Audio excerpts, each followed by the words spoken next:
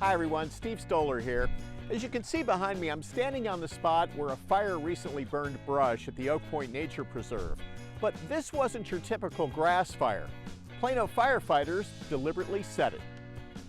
Controlled or prescribed burns are actually good for the preserve. Here's why. It helps to control weeds and invasive plants. That reduces the risk of wildfires. These fires restore nutrients to the soil, which leads to more growth of wildflowers and native plants. And there's another benefit, training.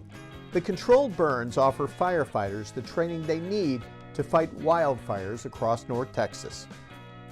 Conditions have to be just right to stage a controlled burn. Winds must be less than 15 miles per hour and humidity between 25 and 40%.